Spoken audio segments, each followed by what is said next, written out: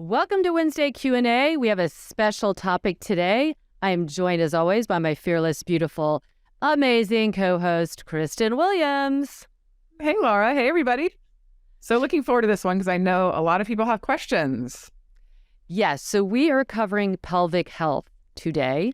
And full disclaimer, we're both very knowledgeable, have lots of history, but we are not pelvic health specialists. So we might say this is something you need to go to a pelvic health specialist. And fortunately, there are many in the field now. It's a rising demand, and it's definitely something that's been needed. But there are a lot of things that relate to other areas of the body. So we're definitely equipped to answer those. So we ask on Instagram for questions, and boy, did I get a ton. So many. There are some crossovers. Some of you asked to remain anonymous. Some of you wrote your name. So I will mention some names, or maybe I'll just say, hey, these are all questions. And that way everybody's not to be anonymous, but that way you know that yours might be covered under a topic without your direct question. So the first one, which we definitely can address, many of you ask about posture. So specifically, one person asked, how does prolonged sitting, poor posture impact the pelvic floor muscles? And another one asked about, I have anterior tilt of the pelvis after 3 vaginal births, and I'm at risk for prolapse. So there's some other ones about how does posture impact pelvic health. So there was quite a few of you who ask about posture. And this is where we can definitely answer, because the pelvic bowl is the center of the body. It's the center, literally. It connects the lower limbs to the torso and upper limbs. And it's super significant. If you've done our teacher training, or if you haven't and you're interested, we go through this, not ad nauseum, but over and over again, just to really hit home at how important the position of the pelvis is. It's important because it impacts your joints. It impacts your muscles, how they're at rest, how they're kind of prepared to fire. So if you are imbalanced in the pelvis, and we don't know necessarily, was the pelvis imbalanced first? Was it tilting one way? Or were you locking your knees? Or was your head forward? It's all relationship. But we look at the bowl of the pelvis because that is that place that you can make a huge difference from, because of its impact both below and above. So the position of your pelvis absolutely affects your pelvic floor muscles. And so prolonged sitting is part and parcel of that. One is that most of us are not sitting with excellent posture all the time. But when you're sitting on your pelvis, when you're sitting in this area, you're also probably very low tone. You're probably not giving a lot of support within the pelvis and to the spine. So first, the position of the pelvis. If we look at pelvic floor musculature, the muscles inside of the pelvis have different layers. So we have the perineum, which is the most superficial. Then above that, we have the pelvic floor muscles. And then we have pelvic wall muscles. And these all are supporting the way the pelvis is stabilized and the way it moves. And then at its essence, the pelvic floor muscles' big job is to hold things in. So that's holding the organs that are inside the pelvis. They're holding it up. They're holding in things from leaking. And on the other hand, we also have to allow things out. We need to let, gas out, poop out, pee out. We need to let a baby out. So the beautiful thing, but complicated thing about the pelvic floor muscles is they have to be adaptable to what is required. So when you're sitting, there's not a lot required. You're not necessarily trying to hold things in or let things out. So most likely there's pressure down because you're not usually holding some amount of resting muscle tone to lift up, unless you're squeezing, unconsciously. And we'll get a little bit into that tone versus activation. And so that kind of downward pressure, it's really, I would think more than anything, it's inactivity. If you're sitting on your glutes, you're not activating your glutes. So when you get up to move, they most likely are not going to be inspired to fire quickly. When you get up and down a lot during the day, you go to the ground, you get up, there's more of a readiness. There's more of that resting muscle tone, ready for a different change of position. But if you're sitting for prolonged periods, everything in that area is getting a little, I want to say mushy, right? It's just like, so if you are someone who has pelvic floor weakness, and that can be, you might not even know you have pelvic floor weakness. You might not necessarily be leaking, which is always kind of one obvious way is you're not holding things in, but you might have low back pain. And that could be related to your pelvic floor. Because guess what? One of the other big jobs of the pelvic floor, besides holding things in and then releasing things out when they need to, is it stabilizes the area between your lumbar spine and sacrum and pelvis. So it's very impactful because of its connections. So if you're sitting, you're probably slouching into that area. You're compressing, and the resting muscle length, the resting muscle tension will be impacted. How does that play out? Well, that plays out again. When you stand, can you actively activate your glutes? Can you actively activate your pelvic floor muscles to help get an upward lift against gravitational forces now with your feet on the ground? We just get this kind of dysfunctional neuromotor planning. And that plays out in your low back might hurt. You might feel like you've got to go to the bathroom all the time. There's all kinds of sequelae from that, which is mean a fallout. So posture is essential for better alignment of your bones and then better alignment of the muscles and the tissues around those bones so that they can do their job when they need to, whether it's stabilizing your low back with movement or just with standing posture. We need stability there so we don't hang into our pelvis. Anything you want to add on to that before I continue just like babbling on? Posture. It really matters. It really does. And it's interesting that this is the first question because, Laura, I have had an aha moment literally in the last couple of months. I've been noticing, so many of you guys know my youngest daughter does cheer. And I am a very excited, I'm a clapper, I'm a jumper, I get into it when they're going. I'm the mom that's like, yay! And this is the first year that I have noticed a weakness in my pelvic floor where, I will have to activate my pelvic floor in order not to have some urine leak. And I'm like, what is going on? I'm a runner. You know me, I'm doing yoga all the time. I'm fit. I've got good posture. I have awareness. And it literally just in the last, maybe even couple of weeks, I was like, what is going on? Because we've had 2 competitions in a row and it hit me. I'm sitting now at a computer more than I ever have in my entire life. And it is that you can't help it. You can't help but get lazy in your posture. You can't help but get lazy in your tone. When I was working in a clinic, up and around, I would be working in a clinic or I would be working at the studio, going to the studio, walking around while I'm teaching, practicing, going for runs. I never sat at a computer like I have over the last year, and where there's only one place I'm seeing it, and that is in my pelvic floor. It has just it has been so eye-opening to me what a difference just that readiness that we talk about. Mm-hmm. Because if I think about it, I'm fine. But I about peed my pants. So like when all of a sudden I went to go start jumping and I was like, what?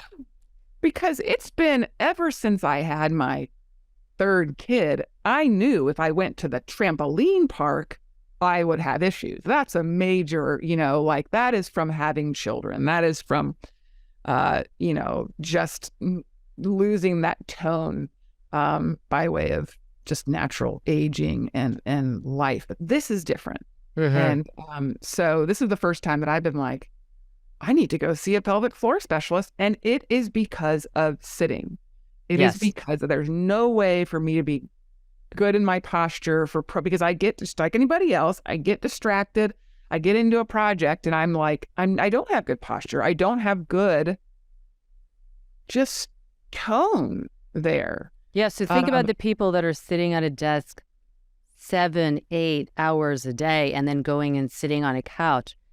So can't even imagine. Yeah, what it's showing you is that what she's talking about is adaptability. It's like if you're moving up and down in a variety of ways, you adapt to the demands that are placed upon you, and that firing from brain to muscles and that understanding is there more automatically. Like you don't have to think, "Oop, I better hold everything together." And so posture, posture just standing not great, then sitting not great, then sitting for a long time because you don't have to do a lot because you've got a ton of support underneath your tush, under your legs. So you really don't have to. It kind of pulls you down. And so it really is, when I've worked with people with pelvic health concerns, weakness being one of them, and then overactivity, which can also be weakness, right? There is a different thing. Like the first thing we addressed is posture and like how much are you moving and how much can you, because you've got to encode this and then it's got to be there and be there and be there. But if you're sitting more, it's going to be dulled, right? It's just natural. Like we are creatures that conserve energy naturally. And so if your brain is like, you're sitting and blood going to think about this. The gluteus maximus is your biggest muscle of your body. You're sitting on it. The demands are nothing. That means the blood flow there is not great. That means the muscle activity and all the physiological stuff is not working in the same degree. And that's like in terms of using glucose and all that. And that extra glucose storage fat is happening because you're not moving these big muscles. Now, the pelvic floor muscles are much smaller, but they're significant, again, in helping to stabilize the pelvis, helping to stabilize the low back, and doing their job of keeping stuff in. So I think we can leave that question. I think everybody knows why posture matters, and we say it all the time. We can't say it enough. Moving matters too. Yes, move in a variety. Yes, because if you sit, it's just prolonged sitting is definitely going to have an impact on that. Yeah, I've seen it. So on the other end, can you explain the difference of tight, high-tone pelvic floor and strong pelvic floor? And then another kind of offshoot of that is, what are the options to decrease tightness or tone? And someone else asked, what do you do if you always feel some tension in the pelvic floor? Okay, so there are a lot of questions about this because it's like, okay, some people feel that tension. What does it mean that a high tone versus strong? So when your tone is kind of outside the parameters of being normal, so resting muscle tone, that means that there's a readiness to go, and it's going to be different. If I'm lying in bed, I don't have any readiness to go, right? Especially if I know I'm going to be there for a while. And so if you when the tone firing or like wiring is off, the messaging to these different areas is off.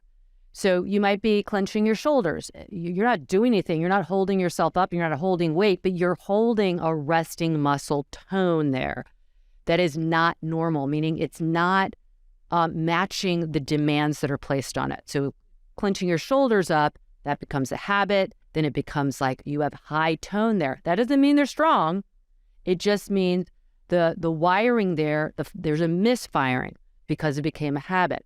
Now that can happen in all different parts. You can clench in your kind of belly. You can clench inside your pelvic floor. You can clench.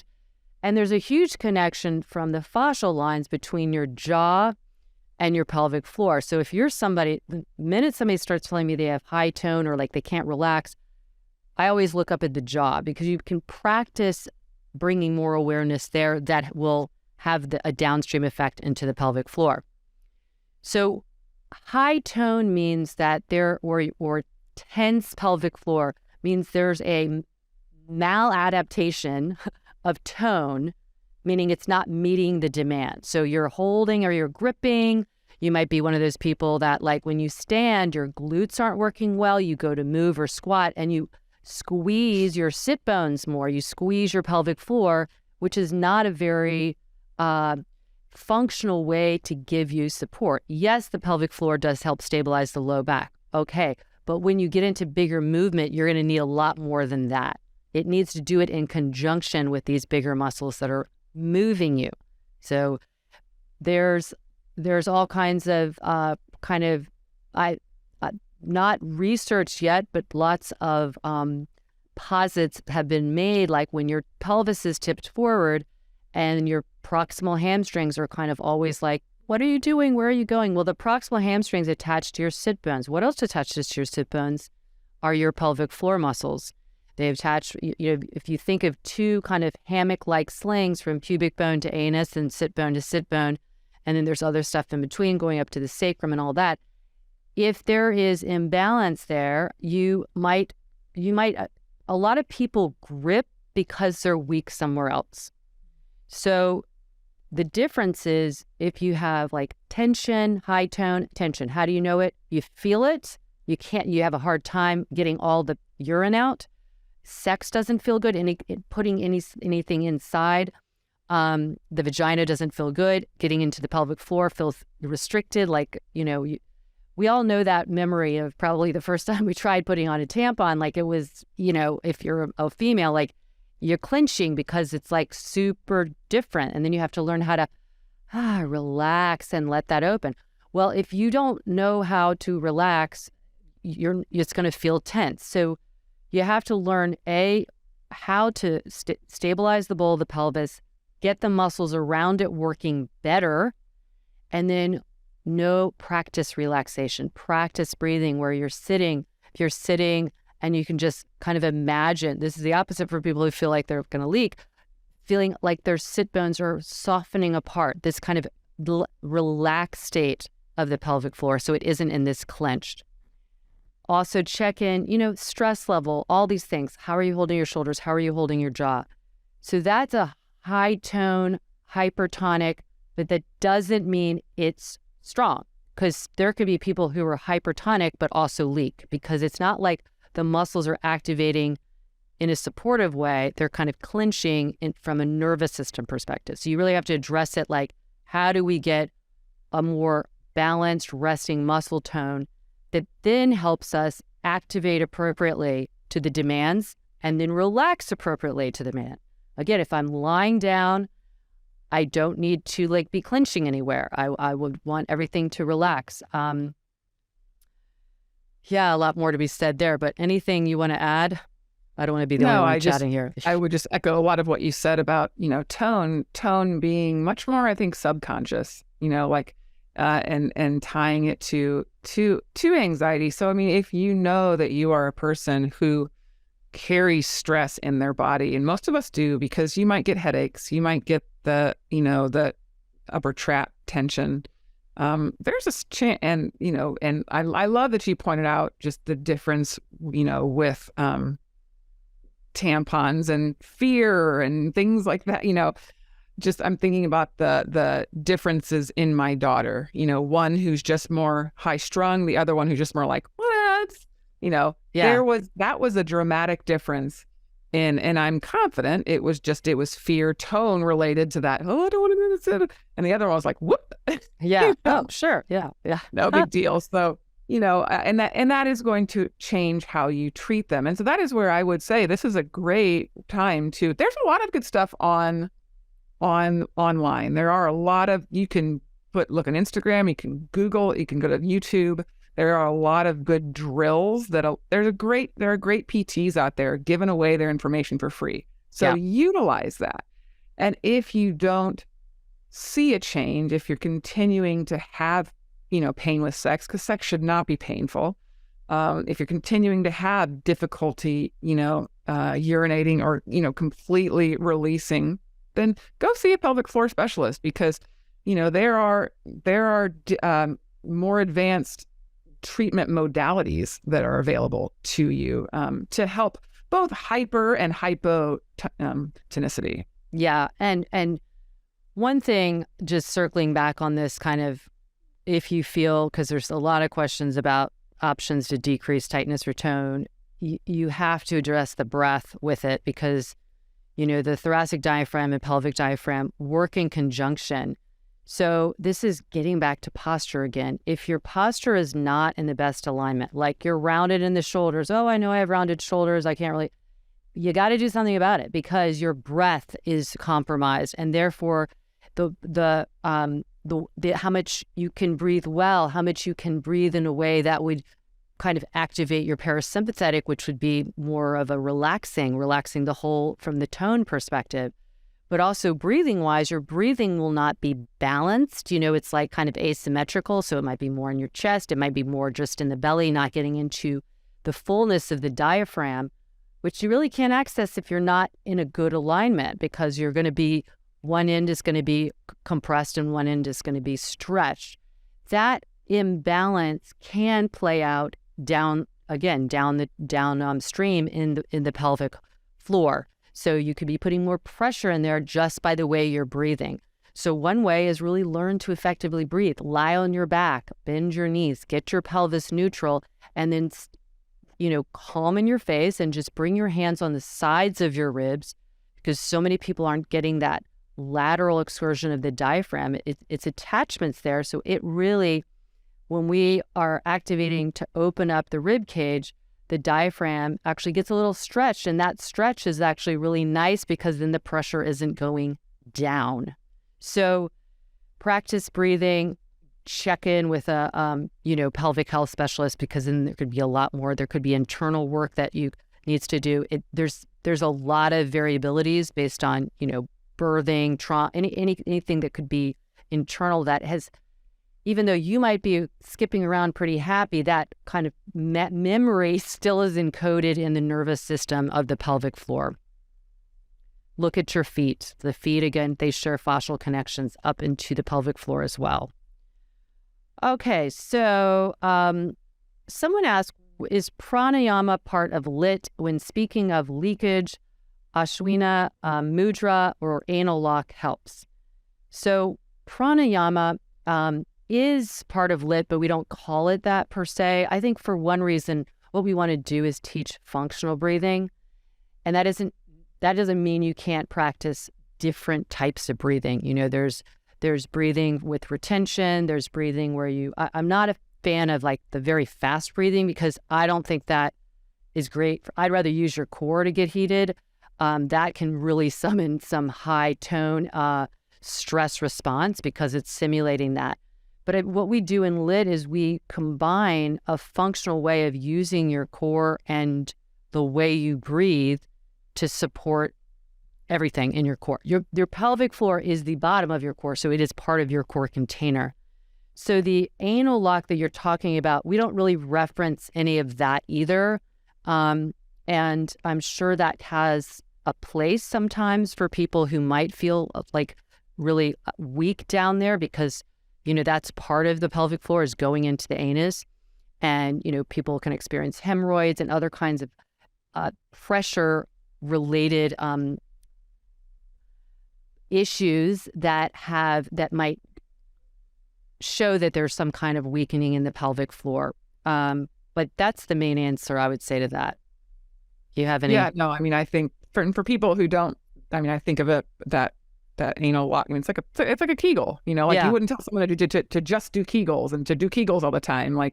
There are there's a place for Kegels and there's a place when you don't need Kegels. So that is where, again, that cookie cutter approach to always doing X, Y, and Z can lead to troubles. And that's what has led to troubles with traditional yoga, traditional breathing, even diaphragmatic breathing for a while. That was the big thing, breathing your diaphragm, breathing. And it was just like, okay, that's really it's a very, narrowed approach. So, really, again, breathing for the situation you're in, if you need a little more support, you're going to have a little, more of a breathing with retention. If you need a little more, core support. But there are those times when you need to breathe in and maybe more of a diaphragmatic or that 360-degree breathing for relaxation for those high tone people. So, yes, we do use it, but not in, I think, the traditional manner, because we don't really separate it. I think that's it. We don't sit and just practice breathing because breathing, Why? if you, right, it's like activating muscles. If you learn how to activate them appropriately for the demand, then on the other realm of the tone spectrum, they're going to relax more, right? So that's part of it too, is learning how to engage in many ways will actually help you on the other end. Engagement is not clenching.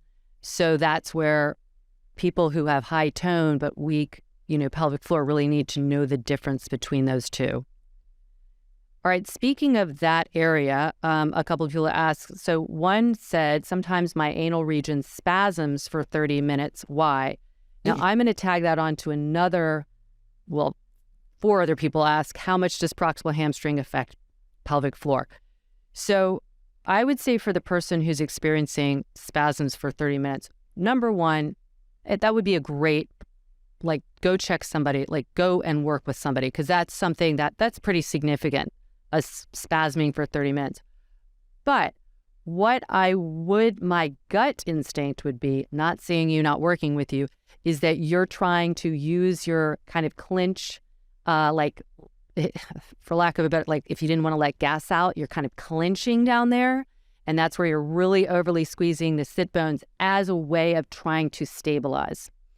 And it's not that that's wrong, it's that it's too much, right? That we need all of the players around the pelvic bowl, under the pelvic bowl, coming up from the hamstring. So the hamstring inserting, that proximal hamstring weakness, I think, could in part lead to this, because your hamstrings are overly lengthened and they're not creating enough tone to support the pelvis against movement, like with your trunk, like forward folding or something. And so instinctively, your body wants more support, and it might clench the sit bones toward each other because they're getting stretched, from knee to sit bone. I have seen that actually quite a few times with people who just, in working with them, and then the conversation progresses and it's like, oh yes, well, sometimes I do feel like pain with sex or pain. So that was this indication, I don't know how to let go of that. Well, that letting go, again, our bodies, our brains are there primarily to protect us. That's like a huge, we have other reasons, but the brain is there sending out messages for protection. Keep us safe. We want to know what's happening. So if it's feeling some kind of, signaling some kind of not feeling safe, and I don't mean major danger, I'm just talking little things, even, we have receptors in all of our joints, our ligaments, our tissues. They're there for the very purpose of keeping us safe, of giving us messages of where we are in space, when we're going too far, when we're going to fall over a piece of gravel because our ankle is turned. They're there to keep us safe. So in that same vein, if they're feeling like this big bowl of the pelvis and all this trunk is moving forward and the hamstrings are overstretched, the proximal hamstring, you might clench at your anus to give some kind of support. It's not very effective, and that could lead to this feeling of spasming, because these are tiny muscles. They're not made for that. They're not made to take on your body weight as it moves forward in space. So I would say first, really examine the person who asked this with the spasms. Go see a professional, examine your posture, examine your movement. How are you moving? Are you going into in ranges of motion, especially in the hamstrings? Are you kind of flopping over? Because all of this could signal high tone. And we see this with people who are hypermobile. They feel tense. They feel like they need to stretch because their nervous system is telling them they're just trying to hold on because they just aren't getting enough input in. It's similar if you aren't kind of embodied in your movement and controlling your center of mass well. Yeah, I would add, whenever I hear about someone going into these kind of spasms, these almost uninstigated, that what we would call insidious, meaning there's no natural seemingly, cause. That is definitely, I agree with you, Laura. I would go see somebody about that, because that could also be neurological, we would want to rule out any type of cauda, something that going on in your spinal cord region, God forbid your brain. But whenever I hear those kind of a little bit bizarre. It's just a tiny little red flag goes off. Check your posture. That's what we hope it is. We hope it's posture and tone. But, spasms can be neurogenic in nature. And so especially something that kind of proximal, I would try to get a bigger workup on that. Maybe go talk to if you're a female, go talk to your gynecologist. If you're a male, go talk to a proctologist, get their opinion. They may send you to a neurologist, just to, even your GP might just get an MRI. This is a good point. Cauda equina, for those who don't know, it means horse's tail. It's the end of the spinal cord branching out to then go down into your leg. So it branches out right in the region of the pelvis. So people with bladder or bowel issues, those are big signs of that. So a spasm, again, in having that neurogenic background, could be coming from there. And there could be different reasons why that is happening. But very good point. You always want to kind of, if it's something, that's a long time to spasm. That's a long time. Yeah. A long time. Yeah. Okay. So another person asked, you guys all asked, in all honesty, we got over 100 questions. So I'm really trying to bucket them in all kinds of groups. For the sake of time, there's a lot of overlap. So I'm looking for some, but one person did ask how to find neutral pelvis when constantly tight in other areas with poor posture and muscle tone. That if you think about the bowl of the pelvis being kind of suspended and it's being pitched one way or another, you then have to go above and below as well as inside. But I would bet that the inside part, the pelvic floor, the pelvic wall, all of that is influenced by these other things more than causing. It's just they're not big enough to do that. Again, their big job is to hold things in, and they do help stabilize the lumbopelvic area, but go above and below. So you have to probably bend your knees. Most people who are having trouble finding neutral pelvis, they are moving their knees back in space and their pelvis tips forward. So this is always like a big eye-opener for so many, but it's also really challenging because you've gotten very accustomed to when you straighten up, your knees go back and your pelvis pitches forward. And then, so that means that for however long you've been doing that, the muscles around those areas have also adapted to that. So the low back, when your pelvis pitches forward, your low back muscles get shortened and they are more compressed. But they aren't going to fight you so much if you take out some of the pull from below. So bend the knees and it can take out some of that pull. Look at your rib cage. If you can help your ribs back and keep a little bit of the bend in the knee, I've seen the tightest of people be able to do that. They have pretty bent knees, by the way. And I'm not saying you're going to walk around like that, but you can start to encode it. You can do it on the ground. You can do it against a wall. We do all those kind of triple S. Do you want to add anything more to that? I see you nodding. I think that first of all, taking tension off is numero uno, and it's funny. I was doing a private this morning and somebody was in a down dog and I just said, soften your knees. And she bent her knees, but I was watching her shoulders and the change happened in her shoulders, which is where I was trying to thinking, okay, because she's got the tension. So, use those little mechanisms to take tension off. And then there's going to be that brain map that once you're able to find that neutral, use your hands, hands on. I always get my hands in front and back. And I want to feel that if your hands are on the front of your pelvis and the back, like a waffle iron is what we call it in lit, that waffle iron should be perpendicular to the floor, basically. And that's such a good cue as to where things are, and then use some sort of feedback, some sort of visual feedback, a mirror. Use your Zoom while you're taking a class. That's where you can get really good rib feedback because people don't even realize that they're pitching forward, or a lot of times when we correct them, they'll overcorrect and go back. So use as many little cues as you can to help yourself learn where it is. And then you can start to engage that without having to tap into some of those, I don't even want to call them cheaters because they're assists.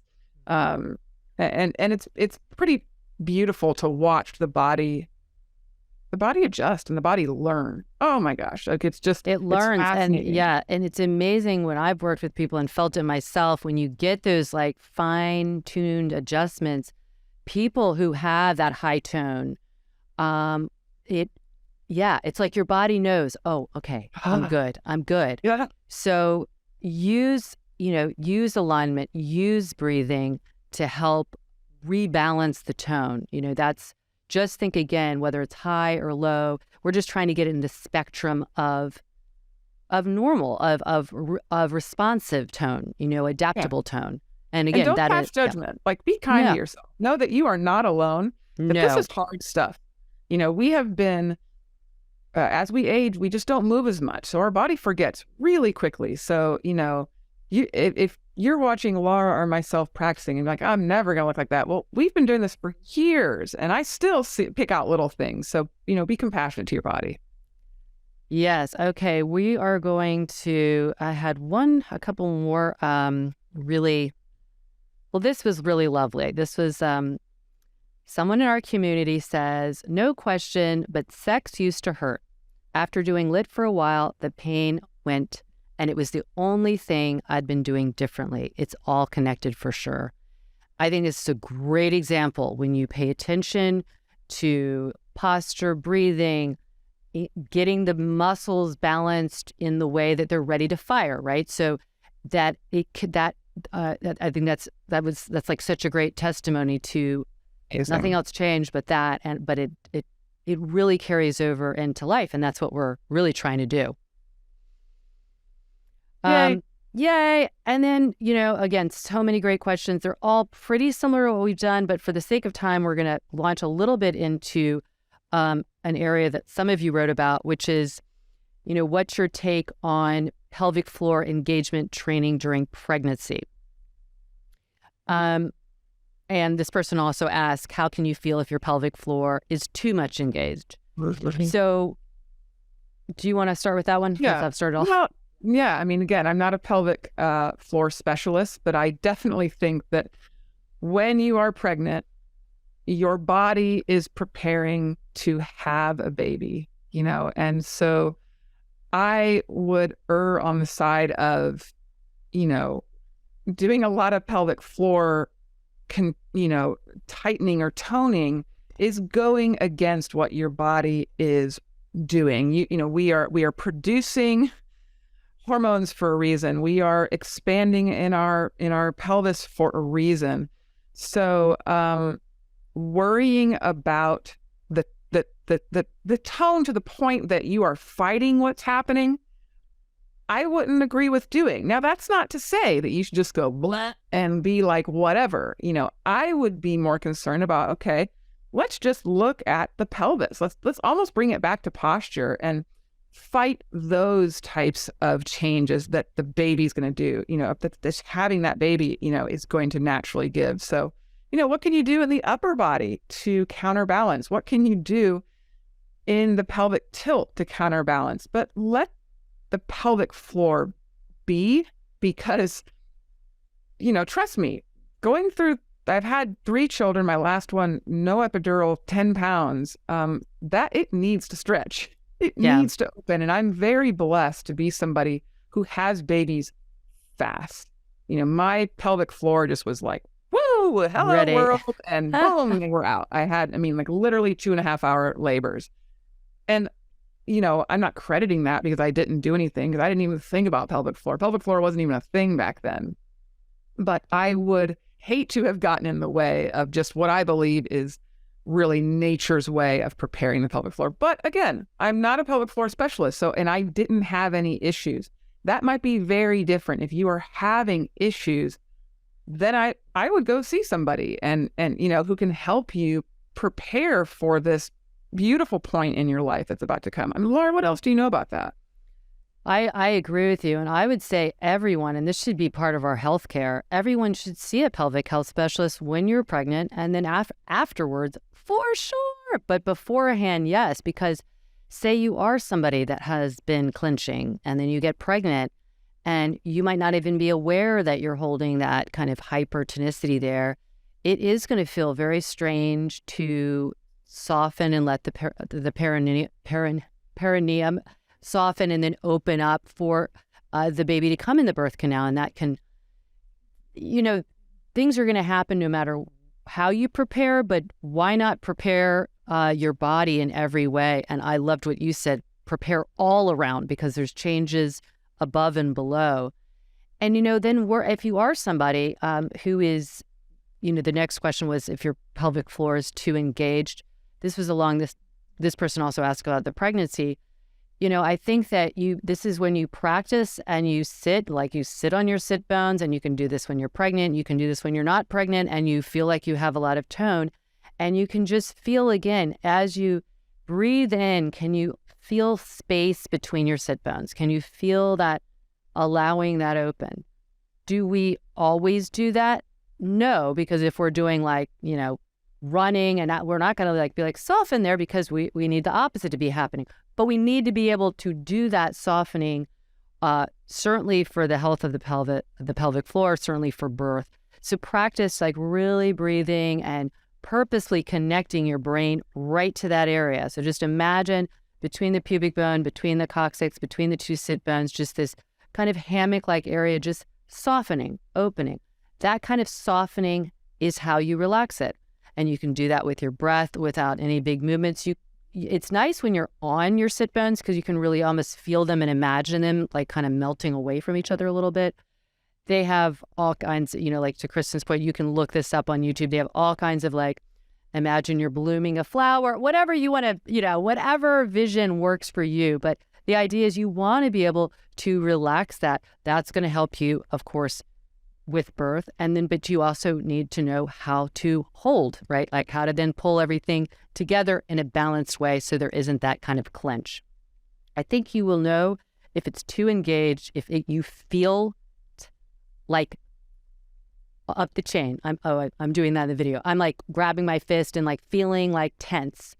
So I will say, I think people that are more prone to being anxious, being tense, are also more prone to having high tone pelvic floor, because it's all related.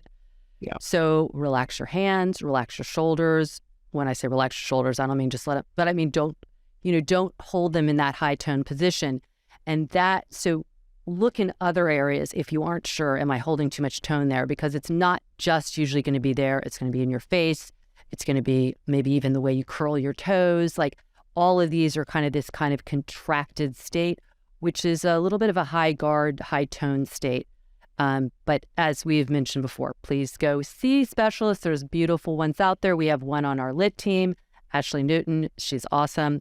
But we have other, ones, Alexia, Kyle in our family that have gone through our training, who are pelvic health professionals. And this is what they do. So they do. That's what they do. Well, thank you for all your wonderful questions. I think our take home is that just like all the other muscles, but maybe because they're not addressed as much, in a gym setting or yoga setting or whatever setting, we need balance. We need balance. We need balance in our posture, because that's how the muscles are draped, how they're pre-wired to fire. And then we need to correlate that with our breathing, with our overall nervous system, and then recognize, like KB did, sitting, I've kind of let that get a little bit snoozy. So, change, get off your butt, move around. It's so important. Absolutely. Well, thank you guys so much. You can always send us these questions. This time around, we went searching, and man, did you guys answer? But otherwise, it's an open door. You can reach us on Instagram. You can find Laura at laura.hyman. You can reach me at kbwilliams99. Just send us a DM and we will get to those. You can also reach us via email at support@lytyoga.com. Please write us. And if you're listening to this and you have follow-up questions or we didn't answer sufficiently, please ask us. We can always talk to. We have lots of people in our circle that we can also talk to, but any question is a great question. All right. So write us and know that, as always, we're pulling for you. We're pulling for you. Yeah. Yeah.